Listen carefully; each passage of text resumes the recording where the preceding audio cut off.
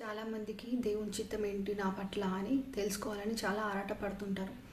కొంతమంది దైవజనుల దగ్గర వెళ్ళి ప్రార్థించి దేవుని చిత్తం దేవునికి నా పట్ల ఏ చిత్తం ఉందో ప్రార్థించి బయలుపరచమని అడుగుతారు. అయితే దేవుని చిత్తము నీ పట్ల నా పట్ల ఏమై ఉన్నదో వాక్యానుసారంగా వాక్యంలో దేవుని చిత్తం ఏ విధంగా వ్రాయబడి ఉందో చూద్దాం. Matthew 26th chapter 39th verse. Nevertheless, not as I will, but as thou wilt. ఇక్కడ జీసస్ తండ్రితో అంటున్నాడు, తండ్రి నా చిత్తం కాదు నీ చిత్తం జరిగించు అని చెప్తున్నాడు.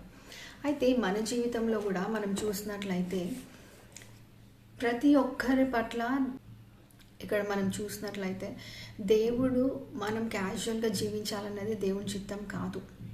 ఎందుకంటే తండ్రి తన ప్రియకుమారుణ్ణి లోకానికి పంపించింది మన రక్షణ నిమిత్తమై. తన ప్రియకుమారుడు అంటే యేసయ్య మన నిమిత్తమై రక్తం కార్చిండు సిల్వ మీద, మన రక్షణ కొరకై తన ప్రాణం పెట్టిండు. మనకు పరిశుద్ధాత్మ దేవుణ్ణి ఇచ్చిండు తండ్రి. సో ఇంత గొప్ప పరిశుద్ధాత్మని మనకి ఇచ్చిన తర్వాత, ఇంత గొప్ప యేసయ్యను దేవుడిగా మనకి ఇచ్చిన తర్వాత మనం క్యాజువల్గా ఒక సాధారణంగా మనం జీవించాలన్నది తండ్రి చిత్తం కాదు. ఎందుకంటే దేవుడికి ప్రతి ఒక్కరి పట్ల ఒక చిత్తం, ఒక ప్రణాళిక అన్నది ఉంటుంది. Matthew 7th chapter 7th verseలో ask అని అన్నాడు దేవుడు, అడుగుడి మీకు ఇవ్వబడును అన్నాడు. సో మీ సిచ్యువేషన్లో, ప్రతి సిచ్యువేషన్లో మీ ఏ సిచ్యువేషన్ అయినా ఉండిండొచ్చు, ప్రభా ఈ సిచ్యువేషన్ ఉంది నాకు ఏం చేయమంటావు అని దేవుణ్ణి మీరు అడగొచ్చు. ఎందుకంటే దేవుడు ఎల్లప్పుడూ కూడా తన యొక్క చిత్తాన్ని మనకు బయలుపరచాలన్న ఉద్దేశంతోనే ఉంటాడు ఎప్పుడు దేవుడు. అందుకే 1 John 5th chapter 14th verseలో this is the confidence that we have in him, if we ask anything according to his will he will hear us. అంటే దేవుని చిత్త ప్రకారం మనం ఏది అడిగినను దేవుడు మన ప్రార్థన అంగీకరిస్తాడు అని. అయితే మీ సిచ్యువేషన్ ఏదైనా ఉండొచ్చు, మీ సర్కమ్స్టాన్స్ ఏదైనా ఉండొచ్చు. మీరు దేవుణ్ణి అడగవచ్చు, దేవా ఈ ప్రకారం నీ చిత్త ప్రకారం నేను ప్రార్థించినాను కదా, మరి నీ చిత్తాన్ని బయలుపరిచినావు, నీ చిత్తాన్ని ఇంకా బయలుపరిచి నేను ముందుకు ఏ విధంగా సాగాలన్నది నువ్వు దేవుణ్ణి అడగొచ్చు. కొన్నిసార్లు మనం పేరెంట్స్ని చూస్తాం, ఇతర వారిని కంపేర్ చేసుకొని వారి పిల్లలు డాక్టర్స్ అయిపోయారు, వీళ్ళ పిల్లలు ఇంజనీర్స్ అయిపోయారు, సో మా పిల్లల్ని కూడా మేము ఆ విధంగానే పెంచుతాము, ఆ విధంగానే మేము చదివిస్తాము అని అనుకుంటారు. బట్ అది కరెక్ట్ కాదు. నీ పిల్లల పట్ల కూడా దేవునికి ఏ ప్రణాళిక ఉన్నది అని నువ్వు దేవుణ్ణి అడిగి తెలుసుకొని నీ పిల్లల్ని ఆ విధంగా గైడ్ చేయాలి.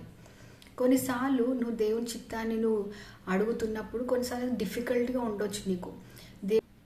కొన్నిసార్లు దేవుడు తన చిత్తాన్ని నీకు బయలుపరచడానికి టైం తీసుకోవచ్చు. ఎందుకంటే పేషెన్స్ చాలా అవసరం దేవుని చిత్తాన్ని నువ్వు తెలుసుకోవడానికి. మనం మాత్రం దేవుని అడిగిన వెంటనే దేవుడు నాకు ఇప్పుడు చెప్పేసేయాలి, నేను అన్నీ రాసేసుకుంటాను, ఇంక ఇది దేవుని చిత్తం, నేను ఇందులోనే నడుస్తాను అనుకుంటారు. But it doesn't work that way. దేవుడు ఆ విధంగా పనిచేయడు. నీకు ఒక్కొక్కటి స్టెప్ బై స్టెప్ చెప్తుంటాడు. ఎందుకంటే నీకు ఫస్ట్ స్టెప్ చెప్పిన తర్వాత ఆ స్టెప్లో నువ్వు నడవడానికి నీకు చాలా విశ్వాసం అవసరం వస్తుంది. నువ్వు ఫస్ట్ స్టెప్ అయిపోయిన తర్వాత సెకండ్ అయిపోయిన థర్డ్, ఈ విధంగా నువ్వు నడుస్తున్నా కొద్దీ నీకు దేవుని మీద ఇంకా నమ్మకం ఏర్పడుతుంది. నువ్వు దేవుని యందు ఇంకా విశ్వాసంలో కొనసాగించి జీవిస్తావు. కొన్నిసార్లు మనం దేవుని స్పెసిఫిక్స్ అడుగుతాం, దేవా ఎక్కడ జీవించాలి, ఎక్కడికి వెళ్ళాలి, ఏ ఉద్యోగం చేయాలి, ఎవరిని పెళ్లి చేసుకోవాలి అని దేవుని విధంగా అడుగుతూ ఉంటాం. కానీ దేవుడు మనకు కూడా చాయిస్ ఇచ్చిండు. నువ్వు దేవునిలో సంపూర్ణంగా విశ్వాసంతో నువ్వు జీవించినట్లయితే, దేవుని మీద ఆధారపడి దేవుని చిత్తమే నా పట్ల జరగాలని నువ్వు అనుకున్నప్పుడు నువ్వు కరెక్ట్ రైట్ చాయిస్ తీసుకుంటావు. కానీ ఎప్పుడైనా నువ్వు దేవుని యందు భయభక్తులు ఉండి నువ్వు రాంగ్ చాయిస్ తీసుకుంటే కూడా దేవుడు అది నీ పట్ల అది జరగకుండా ఆపేయగలడు. ఎందుకంటే వాక్యంలో మనం చూసినట్లయితే అపోస్తలుల కార్యములు 16వ అధ్యాయం 6-7 వచనములు, ఆసియాలో వాక్యము చెప్పకూడదని పరిశుద్ధాత్మ వారిని ఆటంకపరిచినందున వారు ఫుగ్రియా గలతియా ప్రదేశముల ద్వారా వెళ్ళిరి. మూసియా దగ్గరకు వచ్చి బితునియకు వెళ్ళుటకు ప్రయత్నము చేసిరి, కానీ యేసు యొక్క ఆత్మ వారిని వెళ్ళనీయలేదు. ఒక దగ్గర 6th verseలో పరిశుద్ధాత్మ దేవుడు వారిని ఆటంకపరిచిండు అక్కడికి వెళ్ళనీయకుండా.